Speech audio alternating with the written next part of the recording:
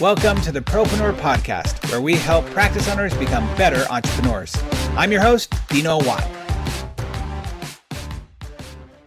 Hi, I'm Dr. Nick Ciardello, and I'm on today's show. I'll be giving insight on how to increase your social media following to reach new patients. Hey, everybody, it's Dino Watt here with the Best Practices Podcast. I am here today with a monster in the Instagram world. He is an amazing doctor, and I'm thrilled to have him on here. His name is Dr. Nick Ciardello, and if you care at all about your social media presence, if you care at all about increasing the amount of people who are aware of you and what you do, you want to start not just listening to the show today, take notes.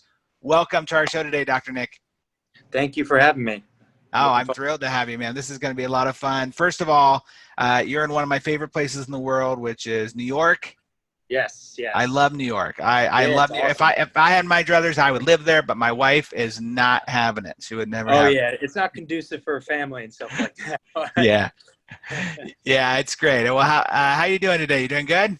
Yeah, I'm doing good. I'm just on lunch right now. I had a morning full of patients and have an afternoon full of patients. I'm pulling a 12-hour today because one of the other docs I work with couldn't come in because he's on vacation. So, so you're pinch hitting for some of those people who can't come in and taking a vacation, and you're taking care of it. Well, it seems like from what I have read, everything I've looked up either on your website or just about you, the research I've done, you're a type of guy who takes care of stuff anyway. So that's pretty cool. Of course. It's not surprising. Tell us a little bit about your journey, about you, how you decided to get into this world of dentistry, and what you're doing now.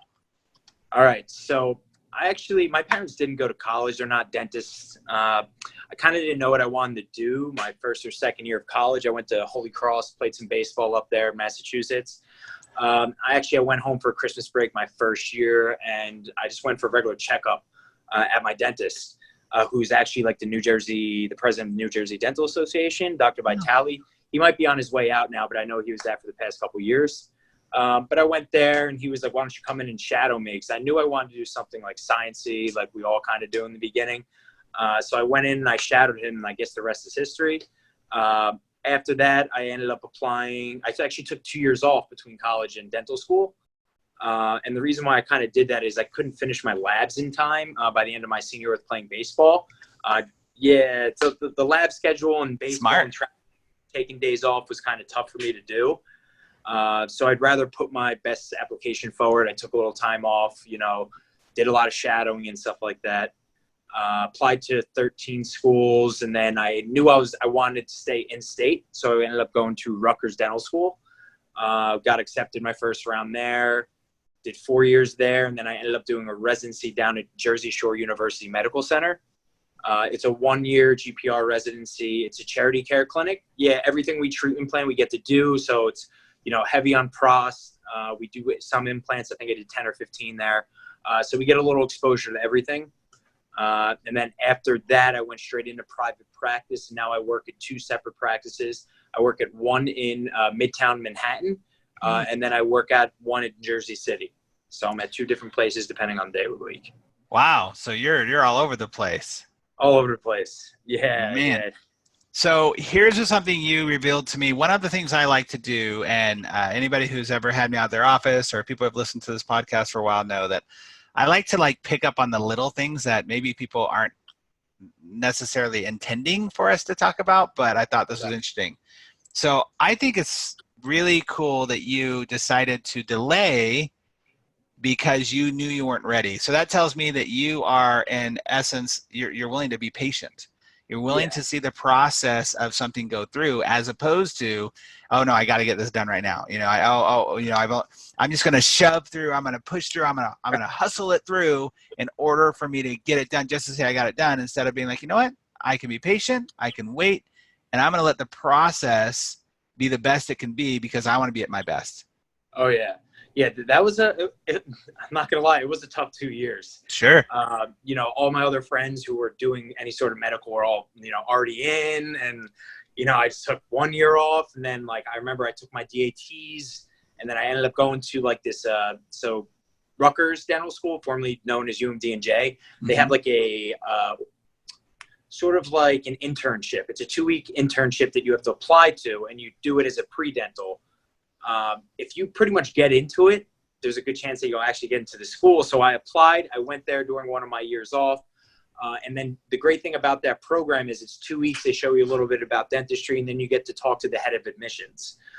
And then the head of admissions kind of gives you a grade, gives you pretty much a thumbs up, maybe you should take your DAT again, gives you a thumbs down. And for me, she was like, you did play Division I baseball, so that's a plus, but your DATs are a little, borderline. So she was like, why don't you just take it one more time? And I was like, well, should I be a late applicant for my first round or go for the second round, wait another year? And she was like, if you wait another year and your DATs get a little bit better, then you pretty much get in. And that's what she told me. So I was patient. I took my DATs again. I did better, just like she wanted me to. And then I, obviously got in the first round. So I guess the 2 years of patience did pay off. That's right. And I think that's a great lesson for us all. By the way, anybody who's not watching the video of this and you're only hearing this through the podcast audio source, it's hard to imagine because Dr. Nick looks like he's about 22, 23 years old. And it's taken him this long to get stuff done. Yeah. No, I wish I looked at him. Yeah. So let's talk about this for just a moment, because I see the patience in there. And then I also see the patience in what you're doing of, number one, what you've done on Instagram, because a lot of people think that that's just hey, if I'm going to do this, all right, I should see results within the first month, or maybe 60 days, or maybe in 90 days. That takes a while. We're going to talk about that. But you're in the middle of 2 associateships. And typically on this podcast, we talk a lot about the best practices inside of a practice. Usually we're talking to practice owners or experts or consultants. And I was really excited to have you on this podcast because you are going to be able to give us some insight as being an associate. So the doctors that are listening right now, those that are owners of practices, I believe this is a huge resource of insight that you can get from someone who is going to tell you a little bit about what that process is like, even if you've been through it too, but most of you forgot it. Most of you went through it at a different time. And so you're going to be able to, so I would love to talk to you a little bit about this patience that you've been having around the internship that's been going on with these 2 different doctors, and then now where you are and where you're going to go. Yes. So, the 2 different practices I work at are very different. The one I work at in the city, it's in the heart of Manhattan. It's kind of a little more cosmetic based, a little more fee for service. There's 2 other docs at that one. There's a main partner who's a little older. He's like 66, 67. Then there's a younger one who's like 40, 41.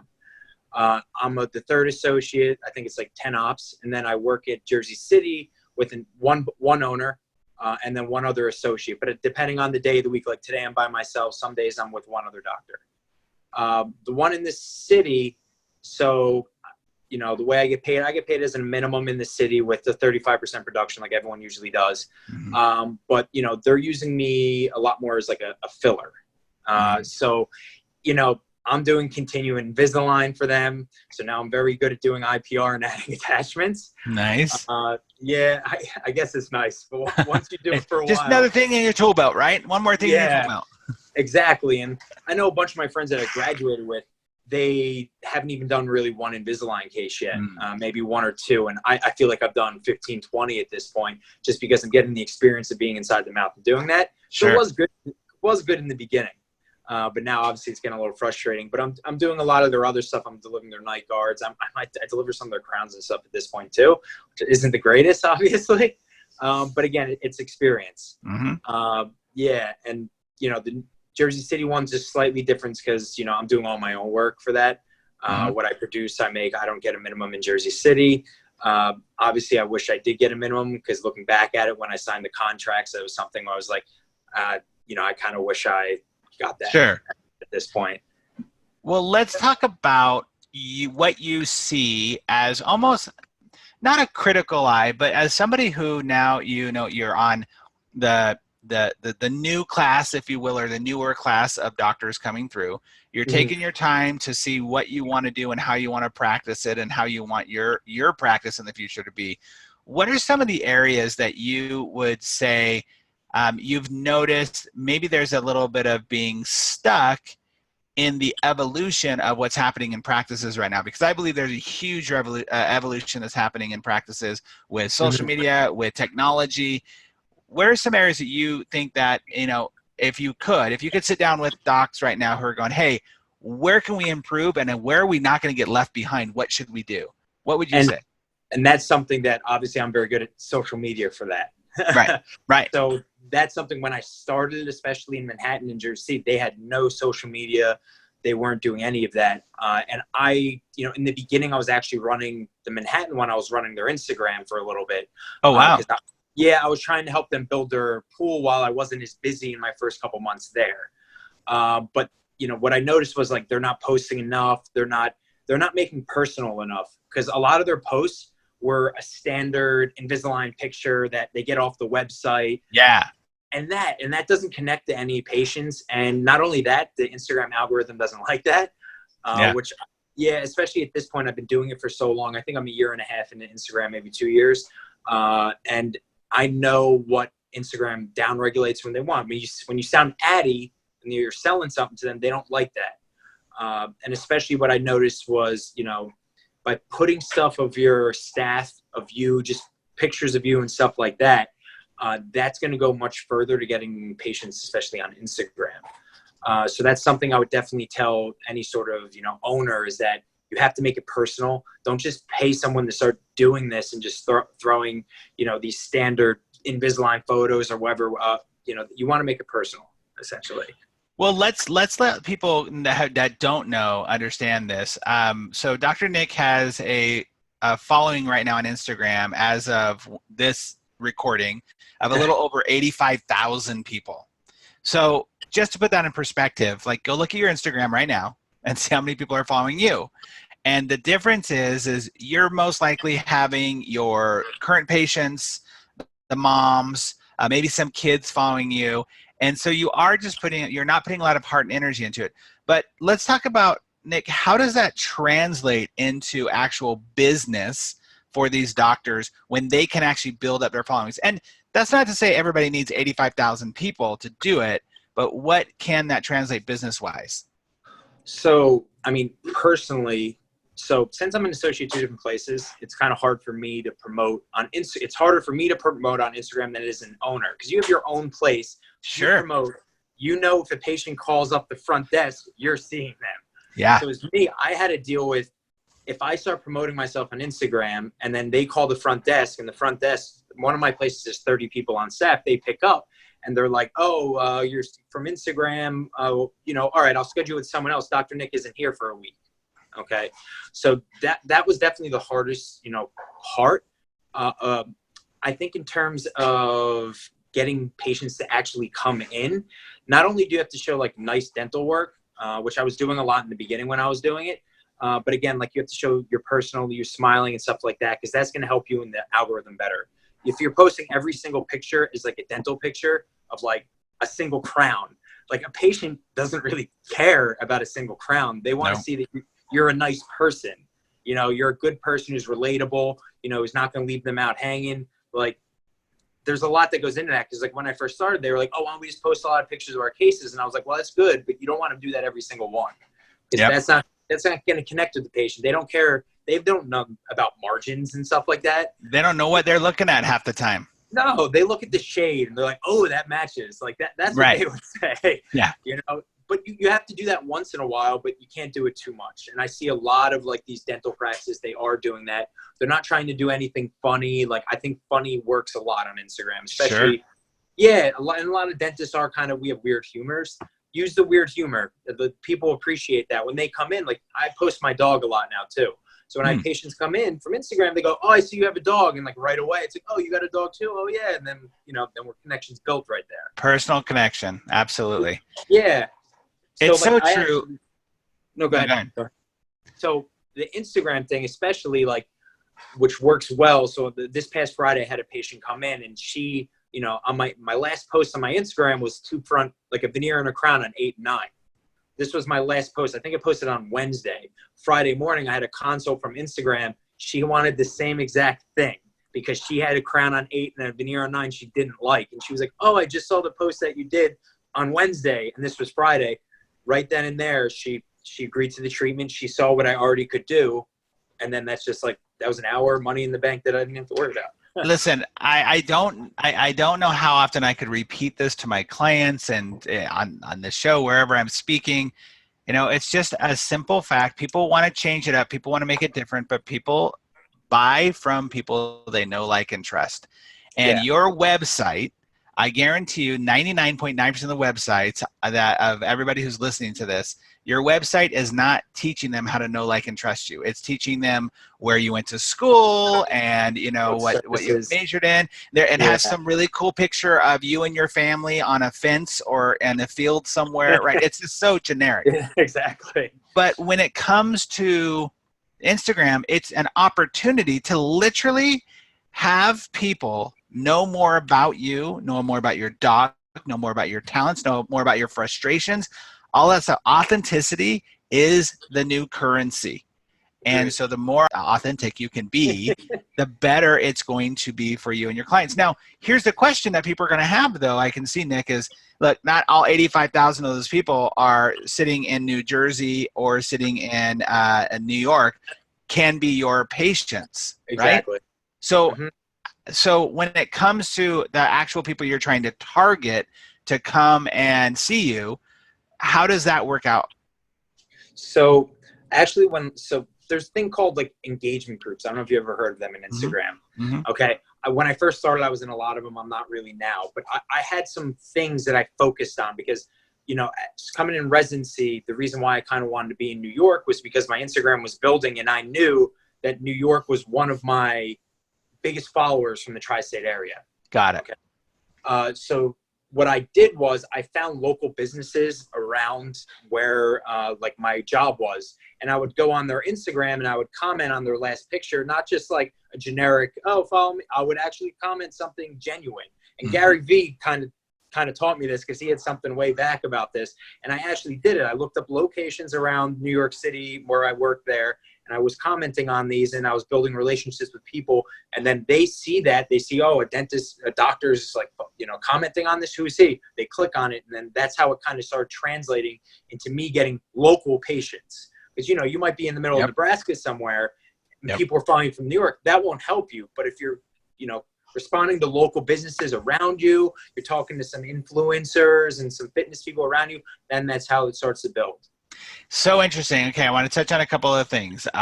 First of all, people understanding, and so I deal a lot in the orthodontic world, right? The orthodontic specialty. And there's this thing that they do that I call bribing, they call marketing, which is, you know, I'm going to go and find all these dentists and I'm going to take them bagels every day. And I'm going to tell them, you know, how much they should send their people to me. The problem I have with that is obviously it's a bribe. It means that if that person gets mad at you for any reason whatsoever, they're going to cut you off and now that resource is over. It's a really bad way to make business. Yeah. But what you said is something that I talk about all the time, which is go to the other businesses around you that also can be referral sources, the cosmetic dentist, or even just the cheerleaders, the dances, the dance companies, the acting schools, the high schools around there that people are caring about their looks, right? It makes sense.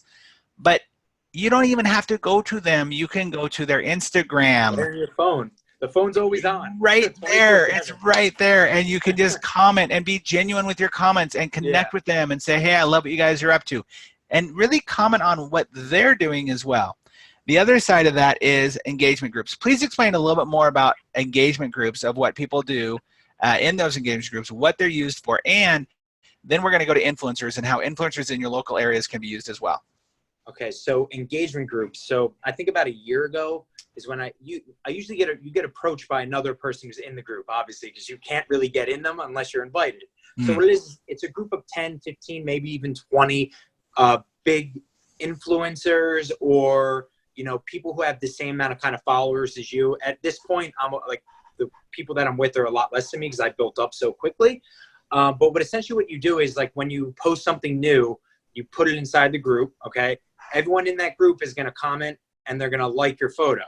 And why does this work? It helps build your influence, because if you have 10 other people who have 80,000 followers commenting on your posts, then more people are going to see your posts, which turns more patients. So if you find the right engagement group, if you find an all dentist engagement group with 20 other dentists in it, you have to imagine if they're all commenting on it, then their other dentists or other dental students, you know, patients and stuff like that will eventually see your post because you're going to be popping up there on your Explore page and stuff like that. Okay. Yeah. And with that being said, it's not only smart to be in engagement groups with just dentists, it's smart to be in it with not dentists, like fitness people or something like that, because that's how you're going to get actual more patients.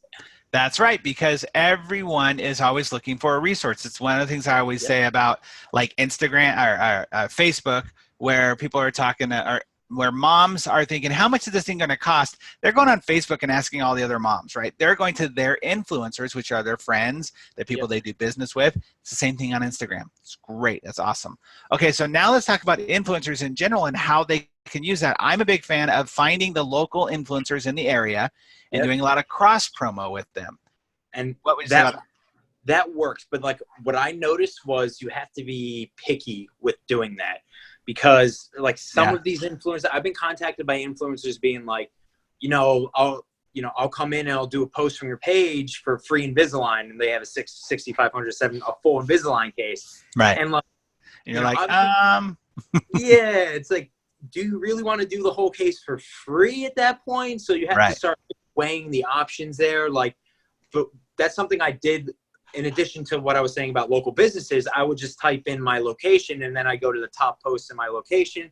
I'd find influencers of 100, 200, 300,000. And then you make a deal, because for us, like, hey, well, what's doing whitening or something like that? Oh, I'll give you free whitening if you come in as a new patient, if you post in your story or Instagram or something like that. And that's what a lot of the people are doing.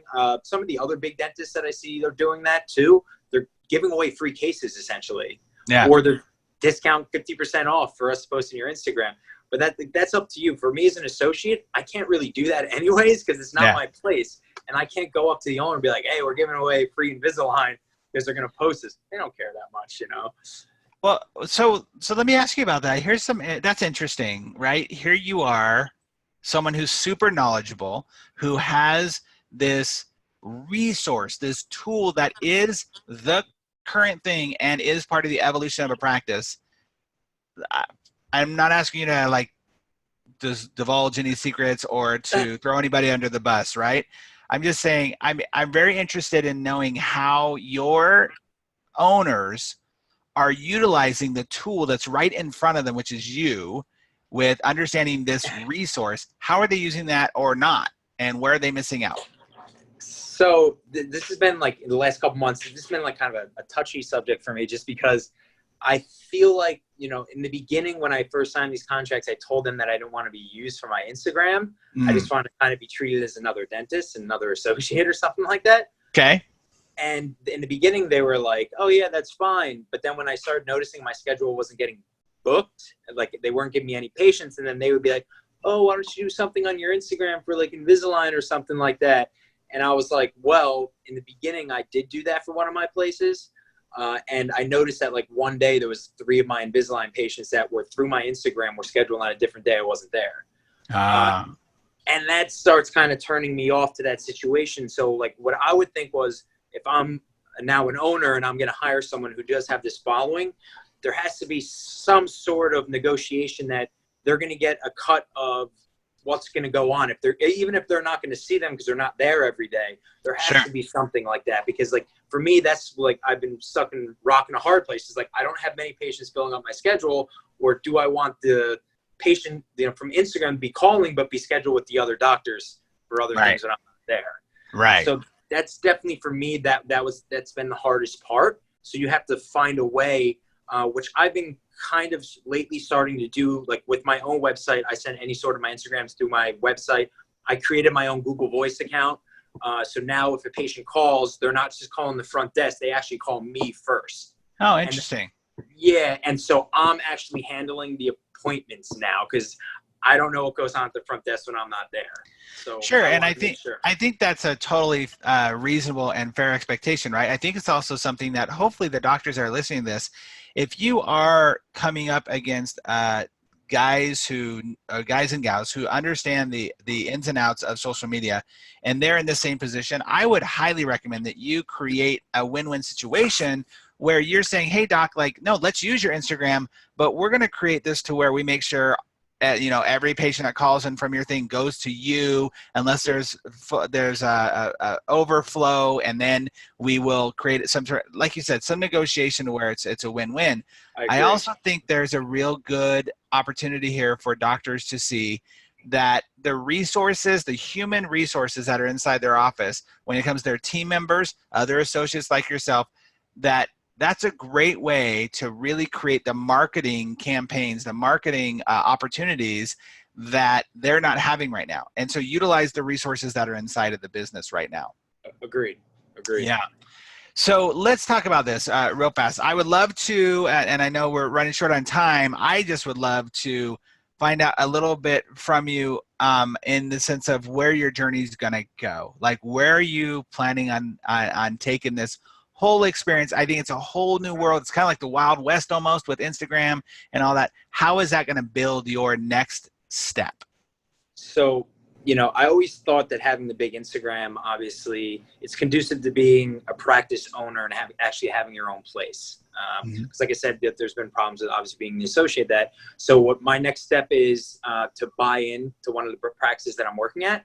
And then obviously that will be able to allow me to be there and funneling all my Instagram patients there. And I actually like at that point, I'm going to start like kicking up the game and posting a lot more and being around. Cause like right now I'm so on it, but like at one point when I am a partner, and I'm going to use that to get more cosmetic cases and stuff like that.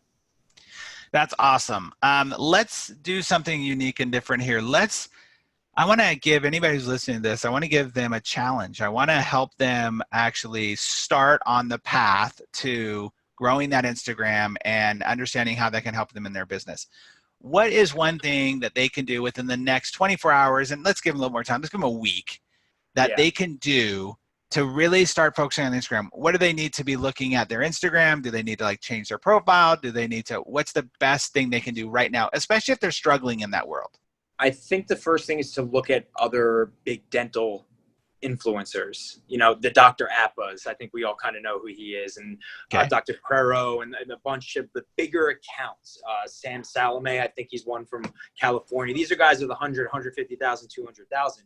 I think you have to see, how much they're actually posting about teeth, how much they're actually posting about their lives. I think they have to get this good mix because a lot of, like I was saying before, a lot of these accounts will just post 100 pictures in a row of teeth.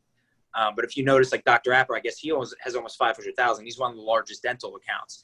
He is just showing, him, in Dubai, a picture of him, and then him doing teeth, then him with his family, and he's like mixing it up. Yeah. And I think someone like that is, you can learn a lot by just looking at his page and how he's branding himself. He's specifics towards, he wants to be the cosmetic guy. So all of his posts are directed for him being the cosmetic guy. So what you're saying essentially, which I hope people are really picking up on this, is you don't have to reinvent the way it happens. Like, go and see how other people are doing it.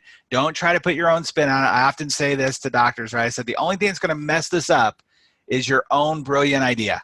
Like, don't do that. Go and just rinse and repeat what's happening. And that's how you're going to have the success. And by the way, again, the numbers seem overwhelming. You don't have to have the 85,000, the 100,000, 500,000 in your area, in your business. If you do it right, a couple thousand is going to do great for you. Getting into even that 10,000, because you're creating that influence. And then cut to another psychological side of this is, if you are focused on kids, for example, if you're in the ortho world, if you're a paro, like if you are focused on kids, where do you think the kids are? They're going to see, dude, this guy's got a lot of followers, man. I want to go to him. He's popular. He knows what he's doing. He or she, I keep saying he or she, that you like get it. They want to be a part of that. Exactly. And they're going to share it. They're going to talk about it. They're going to tell their friends about it. And that's exactly what you want. It's free, by the way. Yep. There's also another big one that I'm not on, but I don't know if you've heard of the Dentist. Dentist? That's his like Instagram name, but he actually uses TikTok. I don't know if you guys heard of the app TikTok. Yeah, that's interesting. It's getting huge right now, and I wish I started. I saw it 6 months ago because I saw Gary Vee was like, get on TikTok. It's the next big thing. This guy, the Dentist official, he has 1 million followers on TikTok now, and he's an orthodontist, and all of his followers are kids who are 10, 15, 20. So like, wow, you have to think of that way too. You're right. You're right. People who don't know, Gary Vaynerchuk is who we referenced a few times, and he's amazing with social media. And he has predicted that it's the only thing he sees right now that can do what Instagram did to Facebook. And that and LinkedIn are the two things. But he is really big on TikTok. I honestly don't know how to use it as much. I actually do have the downloaded. You got to have some sort of musical weirdness or whatever. But obviously, if you're willing to put your stuff out there, be willing to do so. You're going to get followers. Exactly. That's actually really cool. Okay. So now we've come to a part of our show that I always ask the same questions to everybody as we're closing down things. Just want to get your quick answers off the top of your head. Don't have to edit too much of your advice on that. Okay. So question number one, what's the number one thing that you wish that they had taught you in graduate school that they did not teach you? Do you mean like clinical? Anything that you're like, man, why didn't they teach me this thing? I wish they taught me more Invisalign. I know that's stupid to say. Interesting. But in dental school, they don't teach you any Invisalign. You don't do any cases. You don't do any of that. And I feel like that's such a huge part of any case that I do is like, even if you want to do veneers, you have to, like most of the part, you're doing Invisalign first. Wow. And like, when I came into these practices, I knew nothing about Invisalign. That's smart. I wish they found a way. I know it's very tough to do that because it's continuing cases and stuff over years. Sure. But that's one thing I knew a little bit more about. I guarantee you, I bet Invisalign is trying to figure out a way to get into the schools. Yeah, we had one day course in Invisalign my 4th year, and we were technically level 1 certified. But when I came out, I had no idea how to use it. Wow. Well, it makes you wonder what level 1 is. Yeah. Okay. So what is a book that every private practice owner should be reading right now? So I've actually been on like a book. 1 minute. I've actually been reading a lot of books lately. The one that I actually just finished with is E-Myth. Oh, great. Mm-hmm. Which was a very good book. They actually have a regular business one and the one about dental, like dentist one, which I haven't read yet. But I read the business one. Yep. So that's pretty much, I think right now is important for a lot of new dentists, at least if they want to practice and stuff like that. We've talked a lot about your Instagram and stuff. How can people get a hold of you? What's the best way for them to reach out to you? Best way to send me a direct message on Instagram. So that's at dr.nickc. And say that again, your handle? Sorry, at dr.nickc. Awesome. Okay. Best advice you've ever received on life or business? I guess we can say, my mom always said to outwork everyone. That's pretty much it. Outwork them. That's good. That's so important. Well, Nick, it was awesome having you on the show today, and we're going to send you all the things you need to promote this because you're awesome. We really appreciate you. I hope everybody got a great tidbit out of what they can do to grow their Instagram and just actually be an amazing doctor and treat your associates as the opportunity that's in front of you that they are.